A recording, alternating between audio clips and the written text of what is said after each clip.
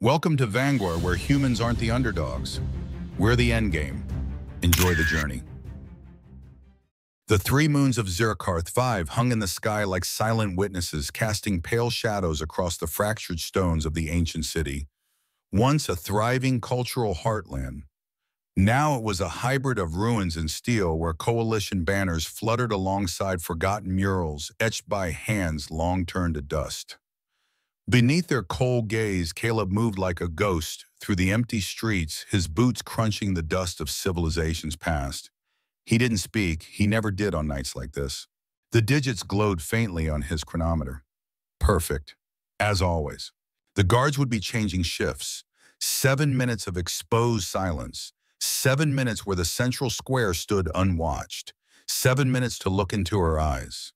He pulled his hood lower, hiding his face from the errant surveillance node flickering above the alley arch. The path ahead opened into the old square, once a place of celebration and art. Now it bore a single grim centerpiece, a metallic pole driven deep into the stone, crowned with the motionless figure of a woman. Not just any woman. Her name was Soraya. Her body was pierced cleanly through the back by a gleaming spiked shoulders, suspended toes just brushing the ground. Her skin, violet, flawless, ageless, seemed to absorb the moonlight and give it back. Her silver hair, long and flowing, moved with an elegance the stagnant air couldn't explain. Strange geometric markings traced her exposed arms and collarbones, pulsing ever so faintly with bluish light, like circuitry on living flesh. 20 years. That was how long she had hung there. Most citizens didn't look at her anymore. Coalition propaganda had turned her into a cautionary tale, a trophy left by the conquering regime after the purge of the Virianans. Touch her and you die within days, they whispered. Her curse will eat your mind. Children were told to avert their eyes. Superstitions were cultivated and left to ferment. Fear was efficient. But Caleb came every week. He stood now 15 paces away from the pole as always, close enough to see every flicker of moonlight across her skin, far enough to vanish if needed. His presence was quiet, reverent, filled with an emotion he never dared name. She was supposed to be dead. But Caleb knew better. Her chest rose just slightly, her eyes moved beneath closed lids, and despite the decades, her body bore no decay, only stasis. Suspended between life and death, conscious if coalition rumors were true, they called it eternal punishment. To him, it was torture. Right on schedule came a voice from behind. Caleb didn't turn. He didn't need to. Commander Alter's boots were unmistakable military-grade weighted soles pattern optimized for urban terrain. The man's mechanical eye hummed as it adjusted to the low light, emitting a soft red gleam. Alter continued, stepping into view beside Caleb. In all these years, I've never figured out your obsession with our little alien souvenir. He gestured towards Soraya with a smirk. Every week, same time, same place, never touch, never pray. You just stare like a lovesick maintenance bot. Caleb didn't blink. Everyone needs a hobby. Alter chuckled, a harsh broken sound shaped by vocal implants. Some collect knives, others collect trauma. And you collect heartbreak. I collect truth.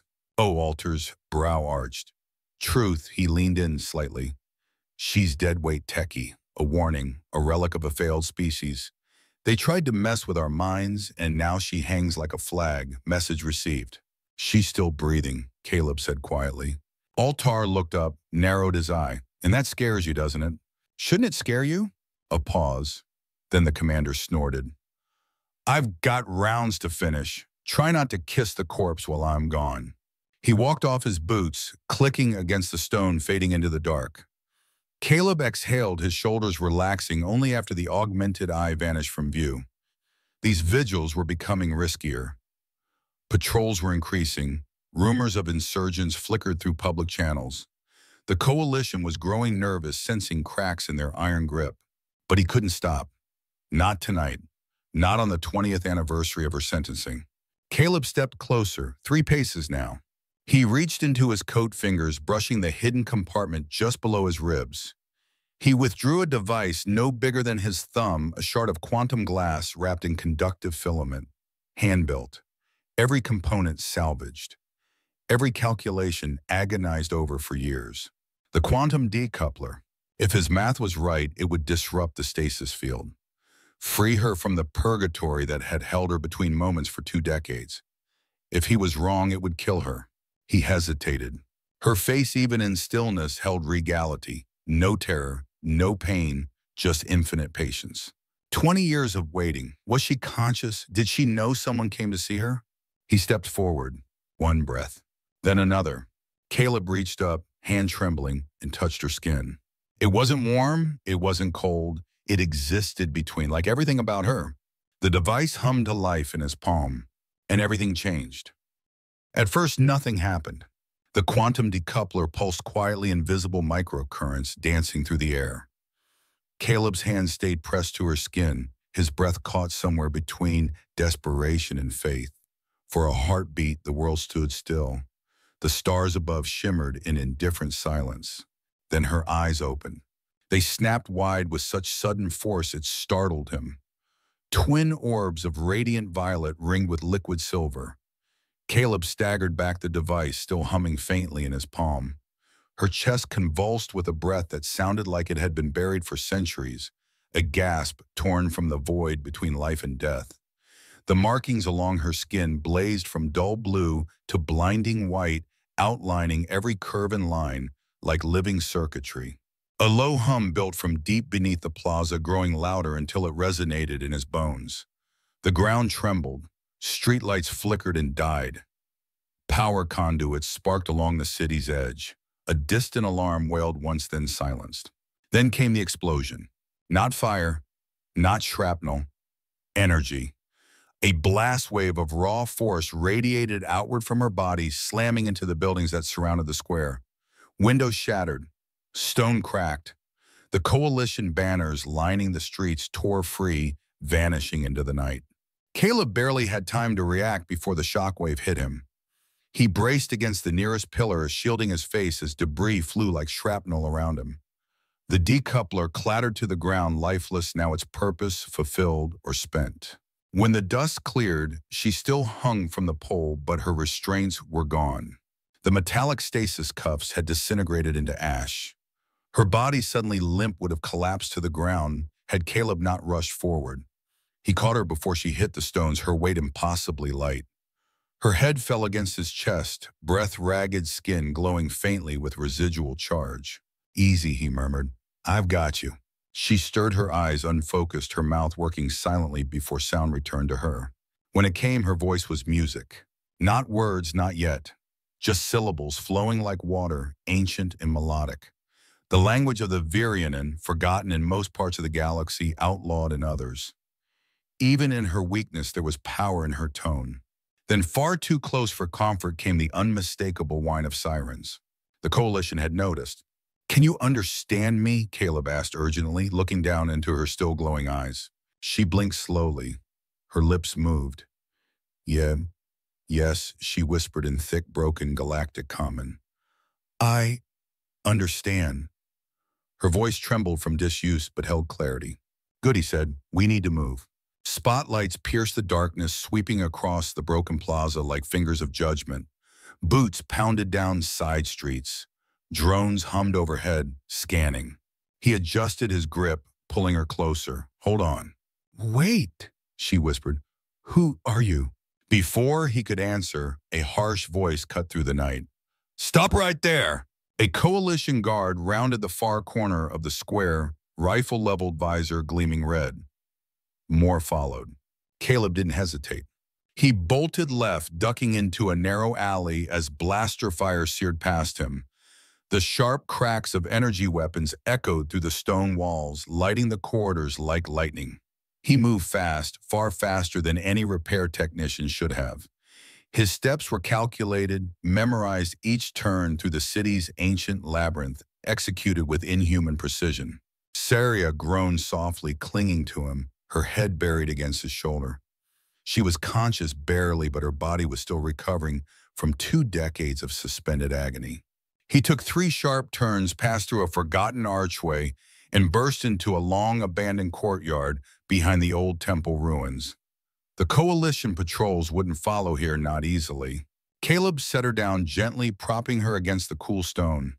Her ceremonial dress, designed for display, not warmth, offered little protection against the night air. She looked around, breath-catching. This is the sacred temple. Not for long if we stay here, he said, stripping off his jacket and wrapping it around her shoulders. There's a hidden passage, he continued, leads into the catacombs, just 200 meters. Her hand shot out, grabbing his wrist with surprising strength. Why, did you wake me? Her eyes bore into his with startling clarity, glowing softly with restrained fury. Caleb felt it immediately, the pressure against his mind, like fingers searching behind his thoughts. A telepathic probe. He winced. Don't, he warned sharply. You're too weak, and I'm not as defenseless as I look. She froze, eyes widening slightly. You're not human.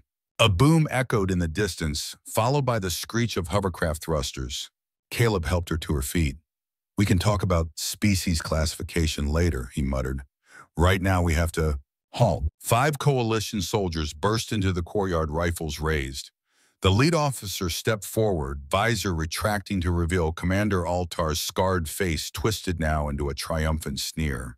Well, well, Altar said, eyes scanning them both.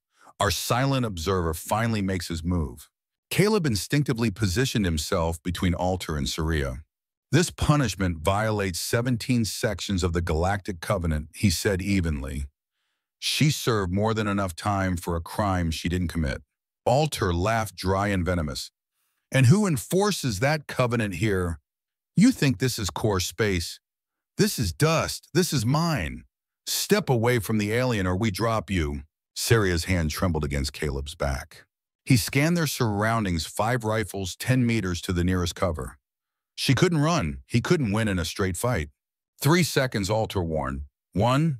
Caleb felt something click within him. A faint surge, as if ancient systems long dormant were coming online again. 2. Then suddenly Saria whispered, move. Left. Now. Without hesitation, Caleb grabbed her and dove. The temple wall behind them exploded outward. The explosion was more than a distraction. It was a miracle. Ancient stone and dust rained down like divine wrath as the temple wall burst apart, engulfing the coalition soldiers in rubble and chaos. Caleb shielded Saria's body with his own as shards of debris pelted his back. Altar's shout was drowned by the roaring collapse, a mix of rage and surprise as centuries of structure came crashing down. Through the settling cloud, a silhouette appeared, tall, cloaked, and holding what looked like a coalition-issue plasma rifle. This way, the stranger barked, voice low and urgent. Caleb didn't waste a second. Any enemy of the coalition was a potential ally for now. He lifted Saria again. She protested weakly. I can walk. Sure you can, he muttered, tightening his grip as he ducked through the freshly torn hole in the wall, following the stranger into darkness. They moved fast through the ruined temple interior. Cracked columns loomed like petrified giants. Faded murals whispered secrets of the past figures with silver eyes, hands outstretched to stars, stories written in a language time had nearly erased. The stranger didn't stop. He led them down a spiral staircase carved from a single piece of cracked crystal, all dull now. But once it must have glowed like the heart of a star. At the bottom, a fallen slab was pushed aside to reveal a narrow crawl space. In here, he said, we're close. The passage was tight and cold, but after what they just escaped, Caleb didn't complain. He crawled through with Saria clinging to his back, her breathing shallow, skin clammy. The walls pressed in, carved with forgotten symbols, virion and sigils that pulsed faintly as they passed. The crawl space opened into a vast underground chamber. Bioluminescent fungi lined the ceiling, casting a ghostly green-blue light across the stone. The air was cool and clean, circulating through vents built millennia ago by hands far wiser than any coalition architect. And they were not alone. A dozen figures emerged from the shadows, some human, some clearly not. All armed, all watching. Weapons were raised in reflex rifles, knives, energy whips, but none fired. You actually did it, a woman said, stepping forward. Her left arm was cybernetic, military grade, but the insignia had been scorched off, leaving only charred metal and a faint outline of defiance. Caleb didn't move. He slowly lowered Soraya onto a stone bench. "Who are you people?" he asked. "Friends of the Forgotten," the woman replied cryptically. "Name's Leora, former Coalition Special Forces, now what they'd call a traitor." She gestured around. "These are the truth seekers. We don't follow orders. We remember." Caleb's eyes narrowed. "You knew about her?" Leora nodded, stepping closer to Soraya. The glow from the ceiling highlighted the grime and wear on her uniform, but also the steel in her posture. She dropped to one knee. "Lady Soraya," she said, softly, reverently, "we've waited generations for your awakening." Soraya blinked. "You know my name?" "There are those who never forgot," Leora said, "who remember what really happened during the Purge. You weren't imprisoned for crimes. You were punished for mercy, for saving a human vessel during the Coalition's cleansing protocol." Caleb's jaw clenched. He hadn't known that part. He looked at Soraya differently now, not just a relic, not even just a victim, a savior. Soraya's breath caught. "I remember that vessel. Children on board. It was burning. I couldn't let them die."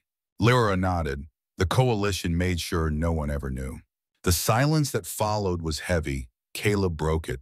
"How did you know I would free her tonight?" Leora looked at him, eyes sharp. "We've been watching you for years, Caleb." His body stiffened. "You've been spying. You stood in front of her every week. You never touched her. But the way you looked at her..." She tilted her head, not with pity, with purpose. She stepped forward, pointing at his jacket. "And then you started salvaging parts no tech in that city should understand. You built a quantum decoupler using scrap." Soraya's eyes turned to him wide. "You built that?" Caleb nodded slowly. She stared. "That tech was lost before my people even fell." Then her body went rigid. Her eyes rolled back, her back arched. "Seizure." Caleb lunged to stabilize her. "No," Leora said grimly. "Not seizure, rebound." "She's absorbing too much," another voice said from the crowd. "Her telepathy's returning too fast." "She's picking them up every thought in a kilometer radius," Leora explained, pulling back her sleeve to reveal her arm more than just prosthetic. The entire left half of her body was a map of biological augmentation. "I helped develop the stasis tech," she added, her voice hard, "before I saw what it really did." Above them, the rumble of engines echoed faintly. Search drones. Coalition forces were sweeping the surface.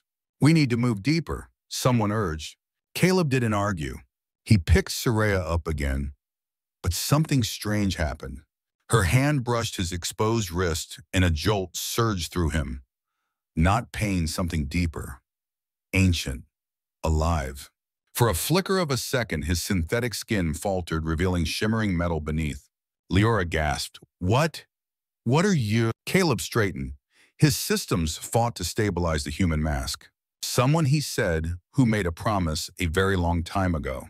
Leora stared, stunned, but she nodded. "Then let's move, before the bastards above drop this temple on our heads."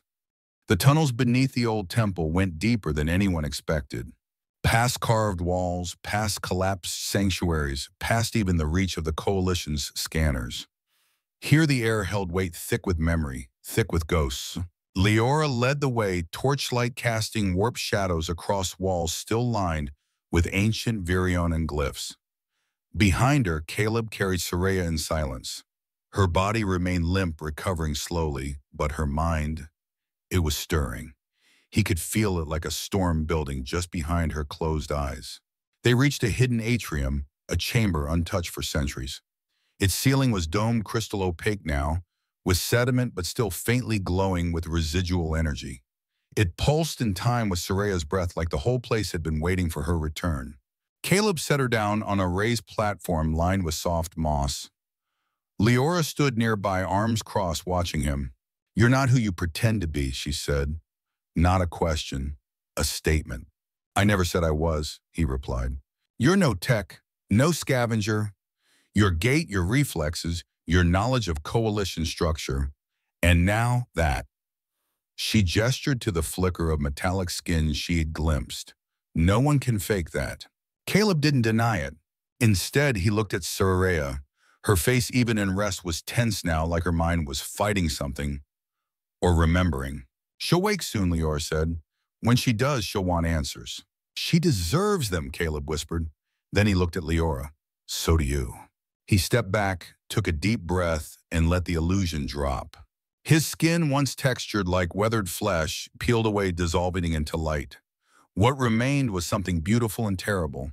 A humanoid figure of silver and black alloy, etched with lines of gold and pulsing blue. Eyes like liquid mercury, a living machine. Not clunky, not cold.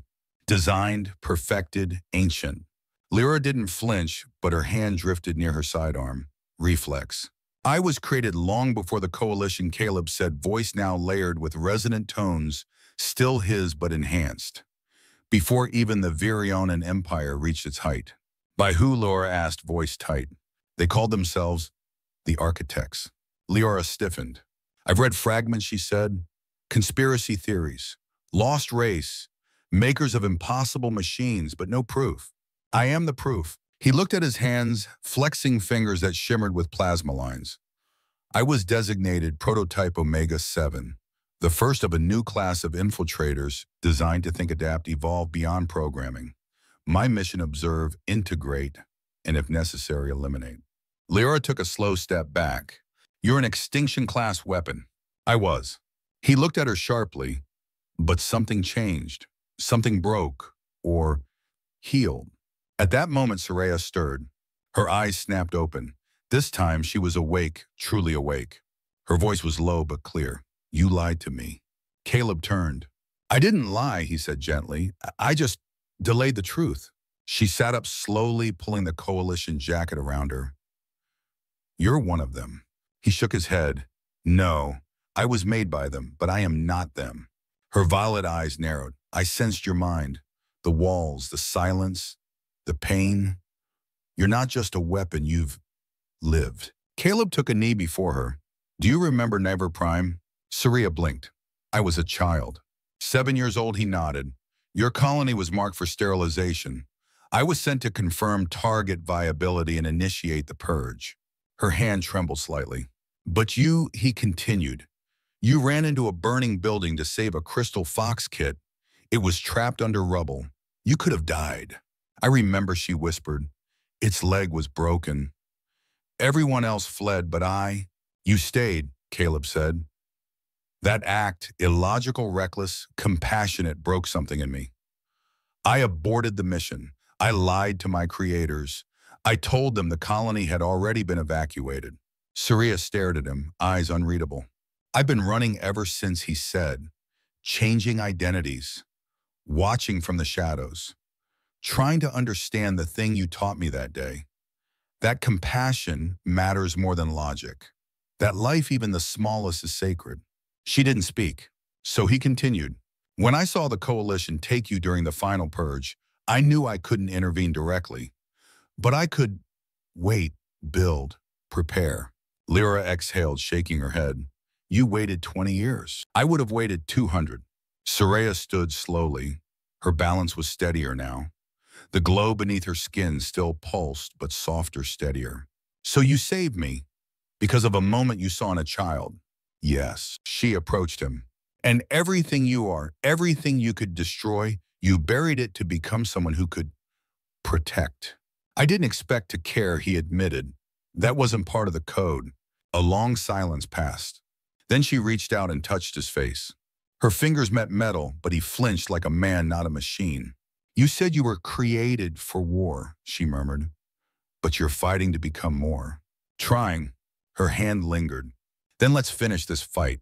Above them, faint tremors shook the stone, distant explosions. "They're bringing in heavy units," Leora warned. "SI hunters, Psi dampeners. They're taking no chances." Suria's gaze hardened. "They never did." Then her voice softened. "But now we don't run anymore." Caleb met her eyes. "No," he agreed. "Now we rise." Outside, the storm had turned feral. Orange sand whipped across the landscape in sweeping arcs.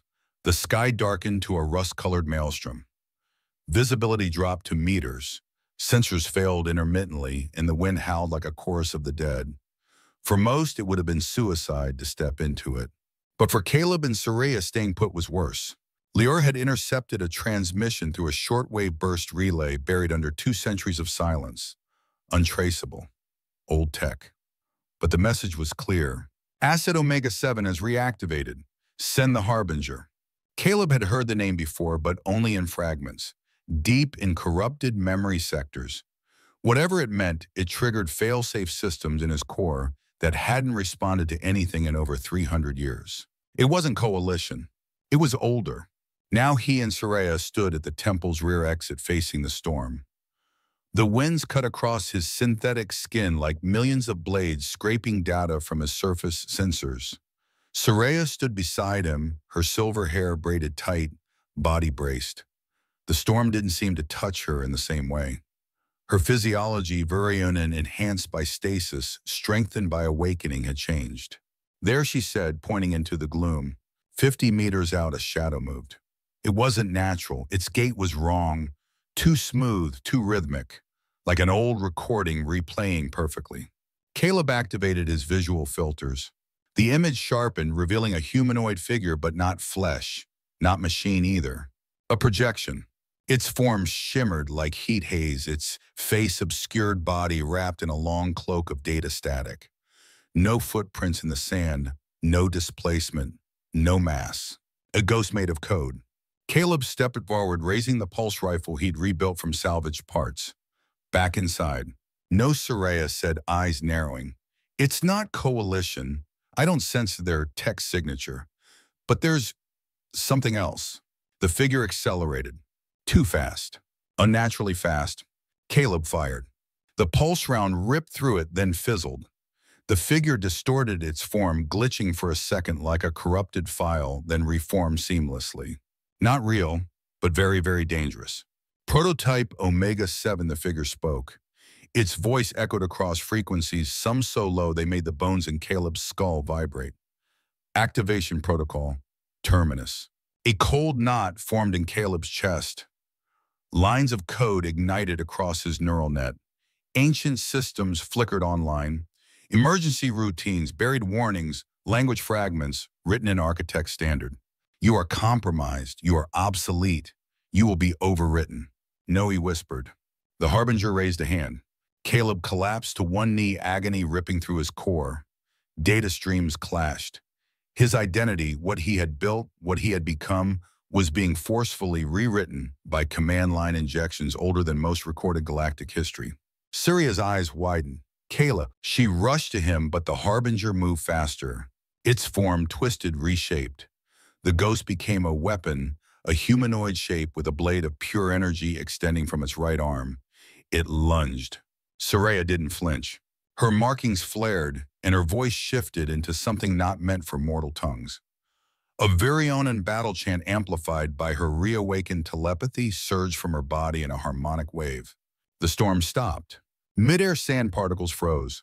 The Harbinger hesitated, then stuttered, its form flickering like a corrupted AI, trying to parse incompatible data. Siria's voice thundered, layered with ancient resonance. I see you. Her eyes burned with white light, and the world bent around her. The Harbinger recoiled. Its energy blade disintegrated. Its projection form unraveled in coils of static. Target possesses prohibited capabilities, it said, retreating for reinforcement. Then it vanished. Not faded, not teleported. Collapsed like a wave folding inward. And the storm resumed. Surya dropped to her knees, blood trickling from her nose. Her breath came in sharp bursts, sweat beating across her skin. Caleb forced himself upright. His system, still glitching, managed to stabilize barely. He caught her as she swayed. You didn't just push it back, he said. You broke its pattern. Suria's eyes were dim now. It was scanning your core, she rasped, trying to overwrite you. I know. She looked at him, serious and terrified. That wasn't coalition tech. No, Caleb said. That was a Harbinger-class recon entity, architect-made. I was built to answer to them. And it came to kill you. No, Caleb said, tone hardening. It came to reclaim me. They stumbled back into the temple. Leora was waiting, weapon drawn, eyes wide. What the hell was that? Caleb didn't answer immediately. He laid Soraya down, checked her vitals, then stood. It was a probe, he said at last. sent ahead of something worse. Lyra clenched her jaw. Worse than that, they're called the Terminus Division. When the architects wanted to end an empire, they sent those. Lyra paled.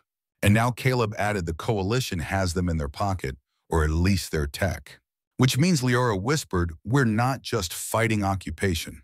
No, Soraya murmured weakly. We're fighting a shadow of the old war. One we didn't even know was still being waged. They all fell silent. Above them in the sky, thick with sand and blood-colored light, something was watching, waiting. The obsidian spires rose like jagged, black teeth against the bleeding, sky-magnetic monoliths untouched by time or war, distorting scans, jamming signals, and fracturing light itself. Beneath their shadows, a hidden alcove carved by ancient tectonic shearing became the last refuge. Caleb stood at the mouth of the alcove, scanning the perimeter. His internal sensors still hummed erratically after the Harbinger's attack. Part of him, deep mechanical ancient, had almost obeyed it. Almost. But something had resisted. Something new? Behind him, Soraya rested against the stone wall, her body wrapped in thermal mesh skin still glowing faintly. She'd recovered quickly, faster than he'd expected, but her eyes held a weight that hadn't been there before. Your vitals are stabilizing, he said softly, approaching her. I was worried. I wasn't, she replied. I've been through worse. He raised an eyebrow. Stasis, she said.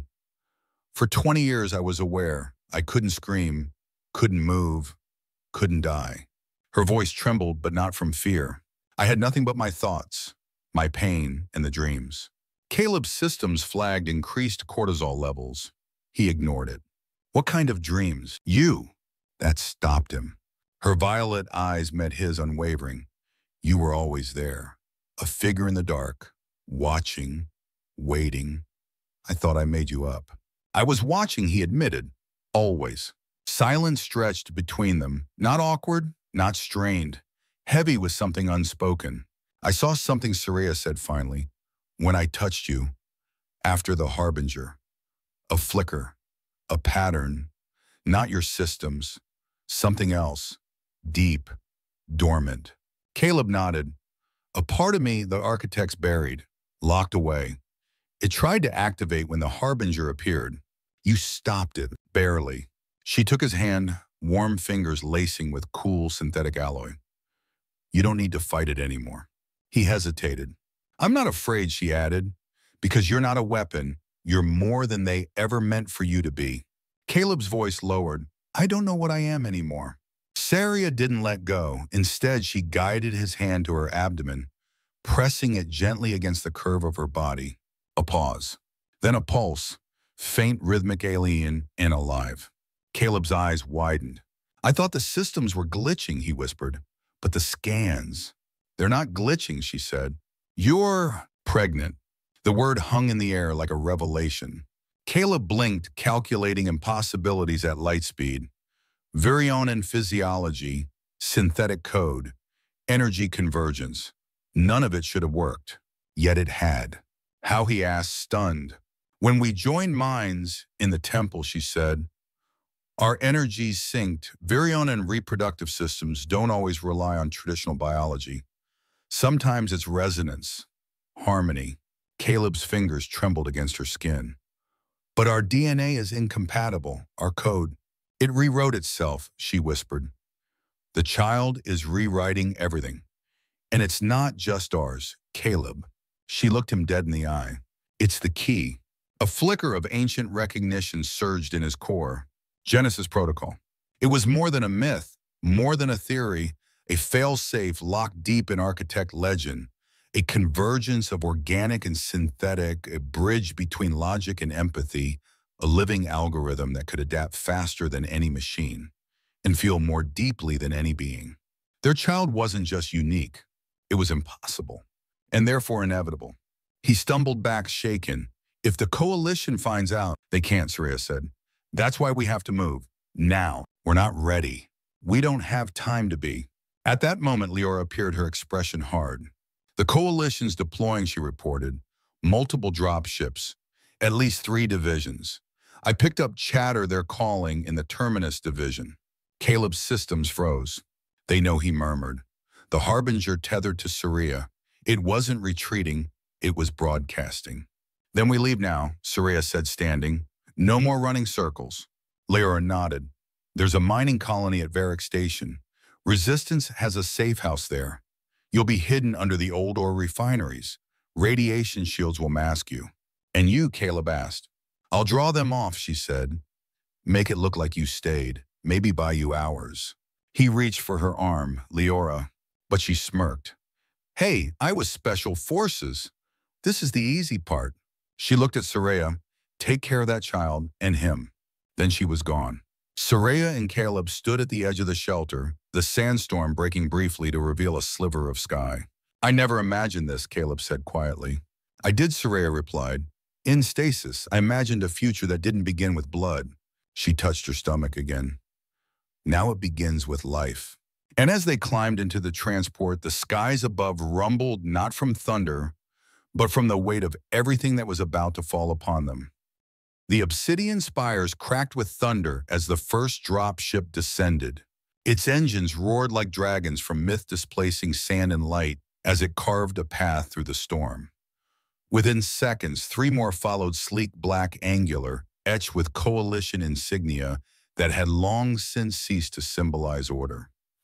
These were not enforcement craft. They were weapons of precision extermination.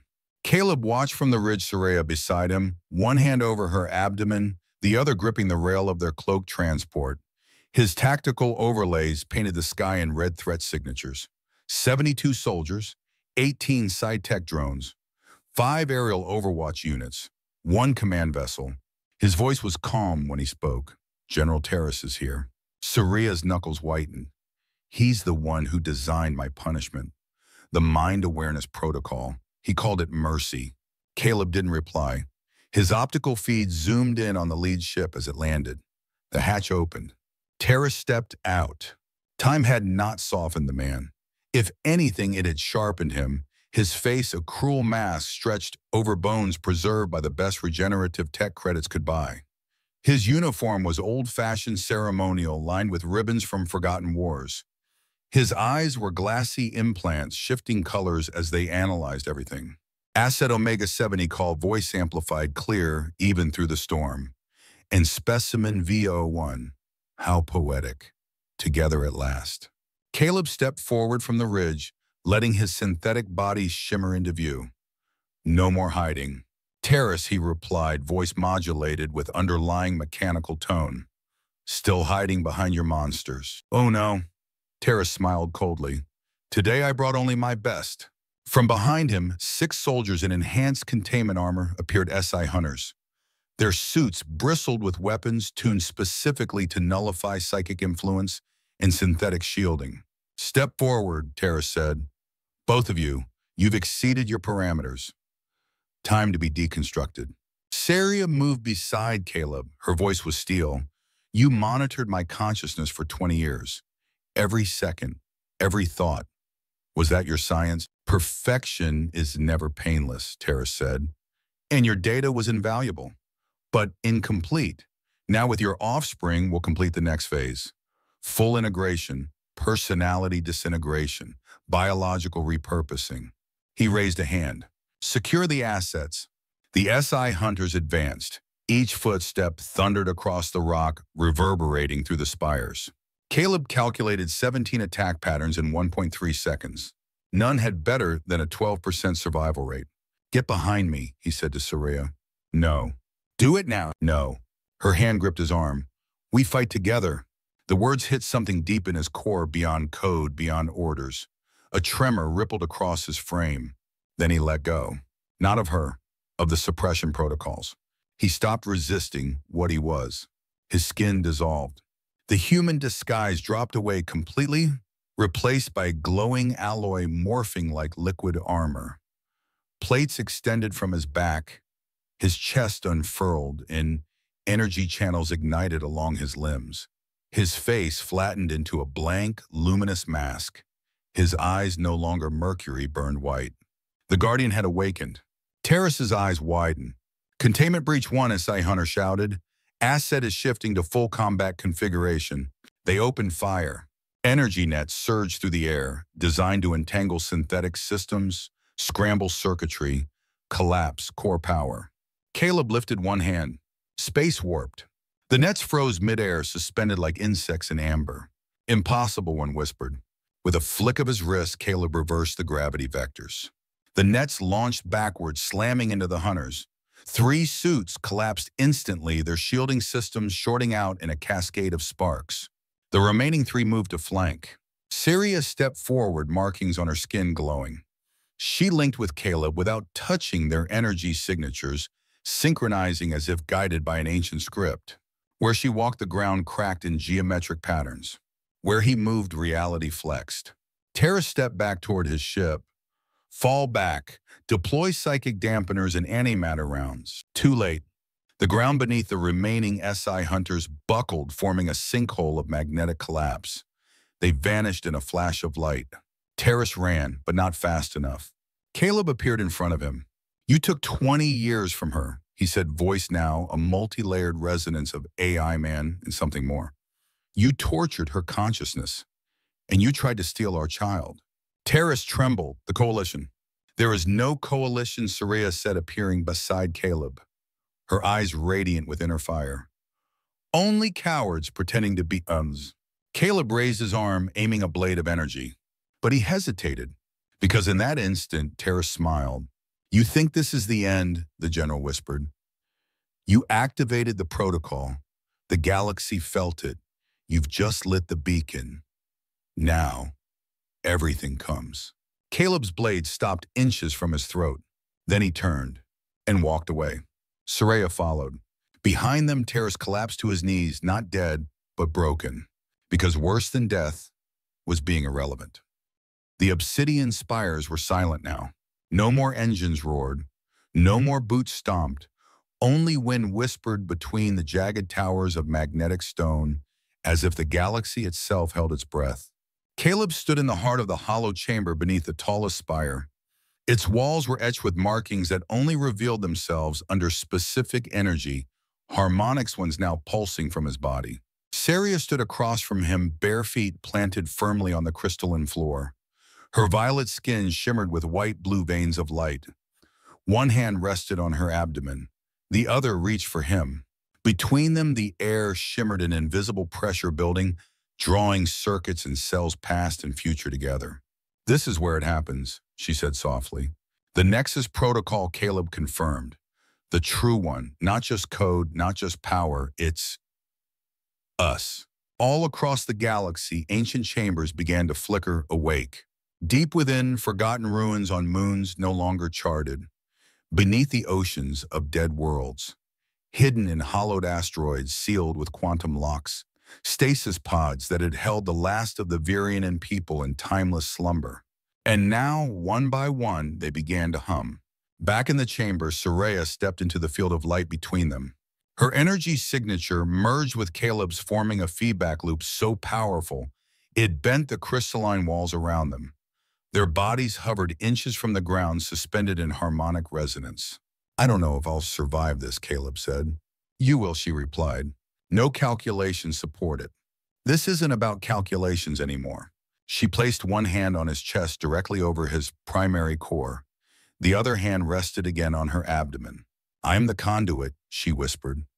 But the child is the transformer. At her words, Caleb's systems recognized the pattern for the first time, a third signal nestled within the convergence. A pulse too subtle to register before, but now, brilliant. Organic code born of logic and compassion. Their child was more than hybrid. It was the bridge. Soraya's eyes flared, her voice carrying the cadence of forgotten prayers. By the first light of thought and the last breath of stars, let memory return. The Nexus protocol activated. The chamber exploded with light. A sphere of energy erupted outward, racing across the magnetic field lines of the spires, shooting skyward like a flare into the cosmos. Across the stars, every slumbering Virianan woke up at once. Their eyes snapped open. Their minds, once scattered, connected in a great web of shared consciousness. Memories returned. Names, places, songs, loss, hope, grief, rage, joy. Every stasis capsule lit like a second sun. And at the center of it all, Caleb. He wasn't guiding the wave. He was the wave. His power core fed the expansion, sustaining it, stretching it beyond limits no synthetic had ever dared. Warnings lit his internal display. Power drop, 87%. Core stability, critical. Risk of total system failure, 96.3%. He ignored it all. Instead, he looked at Soraya, her body glowing, her face wet with tears of connection. "We're doing it," she said, voice shaking. "They're coming back." He smiled, then staggered. Systems overloaded. Knees buckled. Soraya caught him before he hit the floor. "No," she whispered. "Stay with me." His skin flickered metallic to transparent. Circuits dimmed. The light in his eyes began to fade. "Protect our child," he said, barely audible. But Soraya wasn't done. She reached deep into her blood, her mind, her soul. She called them, and the variant answered. They appeared not physically, but as luminous projections of thought. A dozen, then hundreds, then thousands. Their forms floated like starlight, surrounding Caleb and Soraya in a cocoon of memory and unity. "Sister," they said to her, "we have returned." She held Caleb close, pleading with them, "Help him." But the light didn't flow into him. It flowed into her womb, where the child rested. And from within her, the energy transformed. Not raw, not destructive. Compatible, adaptive, perfect. Her body became the catalyst. The child became the translator. And Caleb awoke. His systems rebooted in silence. But they didn't restart as before. Something was different. His eyes open, not just shining with white, but threaded with color. Living tones. His synthetic flesh now bore organic texture, not disguise, not illusion. Integration. "What's happening?" he whispered, voice both mechanical and human. "You're not a weapon anymore," Soraya said, smiling through her tears. "You're a father." He reached out to her hand, trembling not from error, but from feeling. And more than that, she added, taking his hand, pressing it gently over her heart. "You're a beginning." Around them, the Virian and Collective pulsed in one final wave. Across the stars, the stasis fields broke. The exiles awoke. And with them, a new chapter began, not forged in steel or fire, but in memory, mercy, and something older than war. Hope. The city once called Zerkarth 5 was unrecognizable now. Where once there had been war banners and concrete checkpoints, there now stood living towers of glass and biometal, entwined with vines that sang faint melodies when the wind passed through. Crystalline spires pulsed with gentle light, reflecting the rhythm of a people reborn. The old square, once a place of execution and warning, now held a monument that shifted shape every day, responding to the emotions of those who passed by. Its current form, a double helix of crystal and alloys spiraling upward toward the stars. This was Heart's Haven capital of the Virion Restoration, the new seat of the reformed Galactic Alliance, and the heart of what many now called the Second Age of Synthesis. On the edge of the main plaza, Caleb stood with his arms crossed, watching the citizens gather for the Awakening Festival's 9th anniversary. He was different. Still tall, still sharp in silhouette, but no longer clearly synthetic nor entirely organic. His skin flowed like molten chrome one moment and textured like stone the next. His eyes, once mercury pools, now shimmered with hues that shifted subtly in response to emotion. Beneath the surface, Guardian subroutines hummed quietly, but no longer as weapons. They were memories now. Tools. Echoes of what he once was. "Papa, watch this." He turned just in time to see a small figure shoot past on a gravity board, wobbling wildly, but grinning from ear to ear. The girl had lavender skin with streaks of shifting silver in her hair. And her eyes, his eyes flashed gray with every twist and turn. "Alice," he called, half laughing. "You're going to crash." "I've got it." She didn't. The board tilted too hard and she flew into the air. Caleb stepped forward instinctively, but before he could react, she stopped mid-fall, suspended by an invisible force. She floated for half a second, then twisted upright and gently dropped to the ground. "Cheating," Caleb said, raising an eyebrow. Alice grinned, hands on her hips. "I used my field control." "That's fair? You were supposed to be learning balance, not bending gravity." "But falling is inefficient," she said, mimicking his tone perfectly. Caleb chuckled. She had inherited more than just his systems. As he scooped her up, a presence approached behind him, graceful, radiant, steady. Saria. She wore deep blue ambassadorial robes lined with silver threads that reacted to atmospheric energy. On her chest was the emblem of the Restoration Council. In her posture, regal calm. In her smile, the warmth of stars. "How are my favorite quantum anomalies this morning?" she asked. "Papa won't let me float cheat," Ali said, still nestled in his arms. Saria Mock gasped, "Cruelty beyond reason." Caleb gave a half smile. "Your father believes in structure." Her gaze softened as she approached and laid a hand on his shoulder. "Which is why I love him." Her other hand drifted to the gentle swell of her abdomen, where their second child stirred. Caleb's senses picked up the unique resonance immediately, another pulse of life that blurred the lines between logic and love code and cell. "Doctors say the baby is developing normally." Saria said, her voice quieter now, "though they still don't quite understand how." "Some things don't need to be understood," Caleb said, "only accepted." They stood like that for a while, watching the festival and preparations unfold. Vendors handing out glowing crystal flowers, children painting memory stones, old Virionan songs being sung alongside entirely new harmonies from species across the Alliance. It was peace built not on conquest, but choice. "Can we go to the memorial?" Alice asked. "I want to see it before the ceremony." Saria nodded. "Of course." The walk up the hill was quiet, the city spreading out behind them like a tapestry.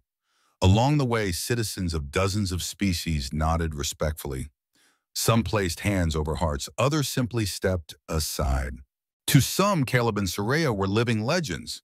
To others, reminders of how close the galaxy had come to annihilation and how one impossible child had changed the course. The memorial garden crowned a hill overlooking the temple ruins. There, standing tall in a ring of crystal columns, were the names of every confirmed fallen Virionan, etched in both original glyphs and galactic standard. Some stones still remained blank, waiting for names to be remembered. Alice ran ahead, placing a single bioluminescent bloom at the base of the central pillar. She bowed her head in silence. Caleb watched her with quiet awe. "She understands more than she lets on," he said. "She's part of both worlds," Saria replied. "She feels the weight of what came before, even if she doesn't fully know it yet." Caleb nodded. "But we will teach her. Together." Saria smiled and took his hand. "I remember," Elise said, turning back to them, "that Mama was alone before the awakening, that everyone thought she was the last." Siri approached her slowly. "I believed it too. But Papa changed that," Elise continued. "He wasn't a soldier anymore, right?" Caleb knelt beside her. "I was created for war," he said gently, "but I made a choice, and that choice became you." Alice hugged him tightly, her small arms around his neck. Saria watched them, her eyes shining. They stayed there for a while, letting the memory of sacrifice settle around them, not as pain, but as soil from which something new had grown. As they returned down the path, the three sons of Zurkarth aligned overhead in a rare convergence. Light filtered through the obsidian spires and golden beams, illuminating the plaza in a soft, ethereal glow. The crowd gathered below, and as the spiral monument shifted its shape, once more, just for a heartbeat, it became two silhouettes hand in hand, standing in the middle of a great wave of light. Then it shifted again, evolving, becoming just like them.